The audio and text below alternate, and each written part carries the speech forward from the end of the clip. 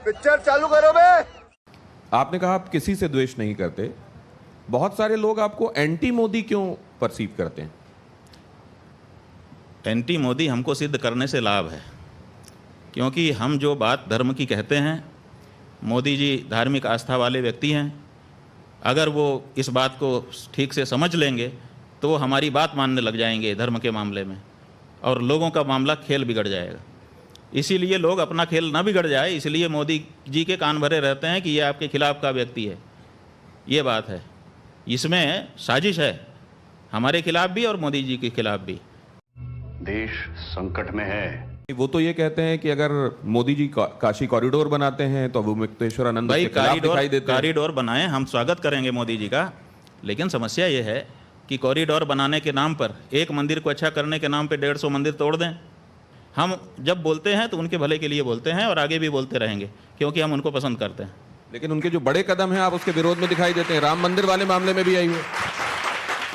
राम मंदिर वाले मामले में इन लोगों ने समझा दिया कि आप वहाँ पे प्रतिष्ठा कर दो तो आप जीत करके 400 पार हो जाओगे। हमने कहा भाई ये गलत है, ये ठीक नहीं है। हमने क्या गलत कहा था? मोदी जी के हित में ही तो कहा था। लेकिन यहाँ तो समस्या है कि दवाई है आपको ठीक करेगी, लेकिन कड़वी है। अब कह देते नहीं कड़वी मत पियो। अरे भाई दवाई है, इसको कड़वी ही पीना पड़ता है, तभी अच्छा होता है। तो मोदी जी के लिए आपके पास सारी दवाइयाँ कड़वी ही हैं क्या? भाई सवाल ये है कि इस समय मोदी जी सत्ता में हैं। जब मोदी जी नहीं रहेंगे तब जो रहेगा उसके बारे में ऐसी कड़वी दवाई हमारे पास रहेगी। जब मनमोहन सिंह थे तब मनमोहन सिंह के लिए कड़वी दवाई थी। तीसरा टर्म है मोदी जी का, लगातार वही है, उन्हीं वही काम कर रहे हैं। वहीं से गलती होती है तो उन्हीं को कहेंगे, और किसको? लेकिन कुछ लोग कह रहे हैं कि अगर कॉरिडोर मोदी जी बना रहे थे तो हम क्या करें? बांग्लादेश के नजीबुर रहमान के लिए हम बोलें? के साथ आपने उनको आशीर्वाद दे दिया। हाँ जी, नहीं, शिष्टाचार उन्होंने निभाया, हमने भी शिष्टाचार दिल से निभाया। आशीर्वाद मिला कि नहीं? आशीर्वाद हम तब देंगे जब वो धर्म के मामले में धर्माचार्यों की राय मान करके काम करें। वो जब धर्म के मामले में खुद आगे आ जाते हैं। देखिए, मोदी जी प्रधानमंत्री हैं, प्रधानमंत्री के रूप में उनका स्वागत है। धर्माचार्य नहीं है वो, तो धर्म के मामले में धर्माचार्यों की राय से काम करें तो हम खुल के आशीर्वाद देंगे। सब चंगासी। स्वामी जी, जब भगवान की प्राण प्रतिष्ठा हुई भगवान राम की, उस दिन न जाने हिंदुस्तान में कितने सारे लोग अश्रुपूरित थे, भाव विवल थे, उसमें संत समाज भी था। आपको नहीं लगता कि जो थोड़ी बहुत कमी रह गई होगी वो अश्रु अपने आप वो धो रहे थे उस दिन, क्योंकि ये 500 सालों का इंतजार था? देखिए, 500 सालों का जो इंतजार है, आप बहुत देर से भूखे हो तो क्या कच्चे ही खा लोगे? कम से कम पाक पका के तो खाओ, नहीं तो पेट में जाकर के दर्द हो जाएगा।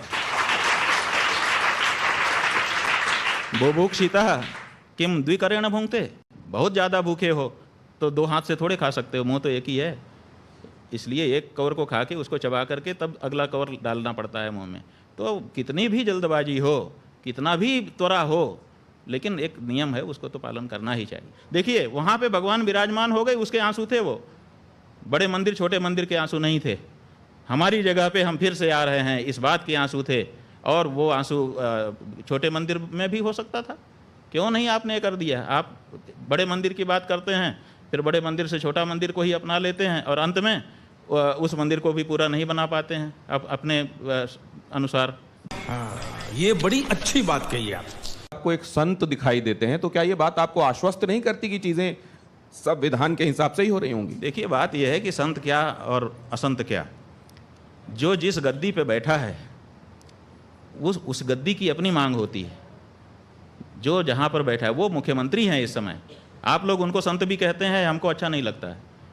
वो महंत और राजनेता दोनों एक साथ कोई नहीं हो सकता, न्याय नहीं कर पाएगा, इसलिए क्योंकि संत की जो गद्दी है उसकी अलग बात है, और जो राजनेता की गद्दी है, मुख्यमंत्री की गद्दी है, उसकी एक अलग बात है, उसकी अपनी मांग है।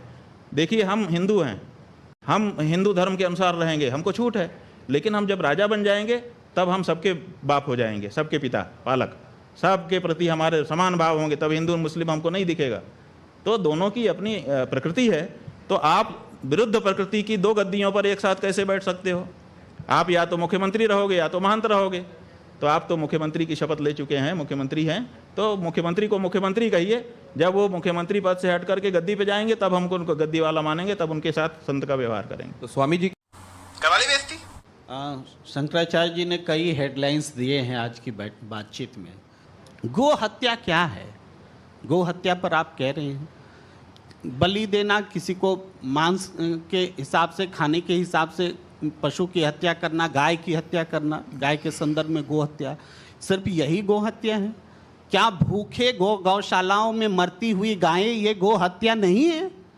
इसके लिए कभी आपने कभी कोई आवाज़ नहीं? क्यों गाय गौशालाएं में गायों की हत्या, मौत, वो हत्या मैं मानता हूँ, लेकिन वो गो हत्या नहीं है क्या? उस पर भी तो कोई दृष्टि होनी चाहिए। मैं एक और सवाल रखता हूँ, मेरी आवाज़ में थोड़ी तलखी आ रही है, मैं क्षमा मांगता हूँ, लेकिन और भी बात आ रही है। नहीं, जैसे आपके मन में भाव है वैसे ही व्यक्त करिए, हम इसका स्वागत करते हैं। ठीक है। मैं धन्यवाद। एक साथ साथ और भी बातें हैं भाई। कश्मीर में पंडित विस्थापित हुए ना, कितने लोगों को बसाया गया, कितने पंडितों को बसाया गया, और इसके लिए किया क्या? एक हिंदू धर्म के शंकराचार्य के नाते हिंदू पंडितों को वहां बसाने में क्या किया गया? आपका क्या योगदान रहा? सरकार को जवाबदेह बनाने के लिए आपने क्या किया? ये तो सवाल हम आपके सामने रखते हैं। सबसे हम करते हैं प्रबंध, आप चिंता मत करिए। सबसे ज़्यादा गायें कौन पाल रहा है? हमारी गौशालाएं पाल रही हैं। हमको इस बात का गर्व है। और आप ये मत कहिए कि व्यक्तिगत मेरे नाम से कितनी संपत्ति है, वही संपत्ति मेरी है। हिंदू धर्म का जहाँ जहाँ जो कुछ भी अवस्थापन है वो सब हमारा है, शंकराचार्य होने के नाते। जितनी गौशालाएं हैं वो सब हमारी हैं, और हम वहाँ पर गौओं की रक्षा कर रहे हैं। जो गौएं मरी हैं, जिसकी रिपोर्टिंग आपके पत्रकारों ने की है, 99% वो गौशालाएं हैं जिनमें सरकारी अनुदान आ रहा है। उन गौशालाओं में गाय की हालत खराब हुई जब आपने कहा कि हम इस गौशाला में अनुदान करेंगे। अनुदान का जो पैसा है वो भ्रष्टाचार की भेंट चढ़ गया और गाय मर गई। आप निकाल लीजिए, सारी रिपोर्टिंग निकाल लीजिए। कौन दोषी है आपके हिसाब से, और कौन ज्यादा दोषी? हम ये कह रहे हैं कि आप हमसे ये पूछ रहे हैं कि नाग अच्छा कि सांप अच्छा, बताइए। आप ऐसा फंसा रहे हैं कि किसी का भी नाम ले दें और हमको काट ले। ये दोनों तरफ हम कह रहे हैं ना, 78 साल से ये पीड़ा हमारी किसी ने वो कह रहे हैं कि नाग अच्छा या सांप अच्छा पूछने के पीछे एक कारण है। अब निजेश जी क्या कारण है? हाँ, क्या कारण? अभी आप अभी मजा आएगा ना भिड़ो। सर्वाधिक प्रतिष्ठित पद पर हैं आप, लेकिन संन्यास धर्म करने से पहले, स्वीकार करने से पहले आपका एक पार्टी से संबंध रहा। तो शायद नहीं, हमारा किसी पार्टी से कोई संबंध नहीं रहा। शायद आपने छात्र संघ का चुनाव, हाँ वो ठीक है, वो छात्र संघ का चुनाव लड़ा आपने संपूर्ण संस्कृत विश्वविद्यालय में। एक पार्टी से मतलब एक पार्टी की छात्र इकाई के उससे टिकट से लड़ा था। तो ये एक कारण है। एक स्पष्ट बोलिए, आप क्या कहना चाह रहे हैं कि मतलब उस समय, आज मैं, स्वामी जी हमारे लिए बहुत ही सम्मानित हैं, लेकिन एक समय जब छात्र जीवन में थे तो उस समय NSVI की टिकट पर आप वहां पर छात्र संघ के, देखिए ये कितना बड़ा झूठ, इतना बड़ा विद्वान पत्रकार बोल रहा है। नहीं, कितना बड़ा झूठ बोल रहा है ये पत्रकार। अच्छा, ये RSS नहीं, आप हमको प्रमाण दो कि हम NSVI से कैंडिडेट थे। एक संघ के हैं, छात्र संघ संघ के हैं, लेकिन झूठ बोल रहे हैं। नहीं, छात्र संघ के झूठ बोल रहे हैं। तो ये भी अच्छी बात है कि अगर ये बात कहीं विमर्श में थी हम NSVI और आपने से सामने रखा, कब कैंडिडेट, तो ये भी अच्छी बात। नहीं, छात्र संघ के नहीं, हम ये झूठ है, झूठ है, झूठ है, नहीं स्वीकार कर सकते। छात्र संघ का अध्यक्ष का चुनाव लड़े थे। एक सेकंड, आपने कहा कि NSVI के कैंडिडेट हम कब रहे ये प्रमाणित करें। छात्र संघ के अध्यक्ष का नहीं तो माफी मांगे झूठ फैलाने के लिए। छात्र संघ IT सेल का काम कर रहे हैं, गलत बात है ये। पार्टी झूठ नहीं बोलना चाहिए।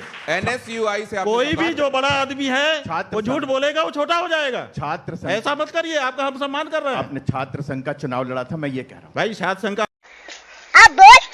हमने चुनाव लड़ा था, विद्यार्थी परिषद से लड़ा था। अब बताइए, और विद्यार्थी परिषद का कैंडिडेट था मैं, विद्यार्थी परिषद से मैंने चुनाव लड़ा है। अब बताइए, वो भी एक पार्टी थी ना? ठीक है, पार्टी थी, हम कहाँ, वो भी एक पार्टी थी ना सर? हम तो झूठ बोलने पर आपको कह रहे हैं। नहीं, वो भी एक राजनीतिक दल, ठीक है, तो ये तो और भी, क्योंकि विमर्श ये चलाया जा रहा है, आप लोग ये बताते हैं कि ये छात्र इकाई है, राजनीति से इसका कोई लेना देना नहीं। ज्ञानशील एकता परिषद की विशेषता, ज्ञानशील और एकता के लिए हम परिषद में गए थे, राजनीति करने के लिए नहीं गए थे। और आप अगर विद्यार्थी परिषद के ऊपर ये कहते हैं कि वो भी राजनीति की इकाई है, तो आप इसका मतलब कि अभी रहस्य ही नहीं जानते हैं। इसका मतलब कि आप अंदर की बात कर रहे हैं। विद्यार्थी परिषद स्वतंत्र इकाई है और वो छात्रों के बीच में नेतृत्व की भावना के विकास के लिए कार्य करती है। वो किसी दल का पिछलग्गू नहीं है। विद्यार्थी परिषद का कोई अध्यक्ष हो, आप उससे हमारी बात कराइए। हम विद्यार्थी परिषद में रह चुके हैं। आप हमारे ऊपर ये आरोप लगाएं कि आरोप नहीं, हम पार्टी आज एक बहुत हम राजनीतिक पार्टी नहीं है। स्वामी जी, दिनेश वो आरोप जी, नहीं एक छोटी सी लगा रहे। बात, आज एक बहुत बड़ी सामने साफ बात आ गई कि जो एक विभ्रम फैलाया जा रहा था, स्वामी जी के मुख से स्वयं ये बात सामने आई कि वो किसी राजनीतिक पार्टी और खासतौर से एनएसयूआई की टिकट पे नहीं लड़े। ये बहुत बड़ी सच्चाई सामने आई है, क्योंकि ऐसा आपके बारे में फैलाया जा रहा था, इसलिए उन्होंने बात रखी। स्वामी जी, तो इससे उनसे नाराज मत होइए, ये अच्छा हुआ। बहन डर गई, बहन डर गई, बहन डर गई। इस चर्चा के आखिरी चरण की तरफ मैं बढ़ रहा हूं, लेकिन एक सवाल ये कि सनातन धर्म के जो मानने वाले लोग हैं, वो जब ये देखते हैं कि आप प्रधानमंत्री नरेंद्र मोदी को आशीर्वाद देते हैं, तो बहुत सारे लोग उसमें प्रसन्न होते हैं। लेकिन फिर वो ये भी देखते हैं कि उद्धव ठाकरे जो बड़ी दूर तक भारतीय जनता पार्टी के साथ हिंदुत्व का ही झंडा लेकर चलते रहे, आज वो तुष्टीकरण वाले खेमे में खड़े हुए हैं, लेकिन आपका आशीर्वाद उनको भी मिल जाता है। तो इसमें वो कंफ्यूजन होता है कि असल में स्वामी जी सनातन का झंडा पकड़ के चलने वाला मानते किसको हैं? देखिए, बात यह है कि ये जो आपका सवाल है, प्रश्न है, इसी में जवाब छिपा हुआ है कि कुछ लोग ये चाहते हैं कि एक मामले में हमारी मोनोपोली हो। मोनोपोली क्यों देखते हैं आप? दोनों हिंदू पार्टी है, दोनों को हमारा आशीर्वाद है। शिवसेना भी तो हिंदू पार्टी है, तो आप एक को ख़त्म करके मोनोपोली क्यों करना चाहते हो? वो भी हिंदू है, उनको भी हम आशीर्वाद दे रहे हैं ताकि वो भी बढ़ें, आप भी बढ़ें। अरे बाप रे, ये तो धोती खोल रहा है। तो क्या आप ये मानते हैं कि कांग्रेस ने तुष्टीकरण किया या नहीं किया? आप इसको कैसे देखते हैं? भाई, हम इसके निर्णायक नहीं हैं, इसके निर्णायक जनता है और जनता आगे भी निर्णय करती रहेगी।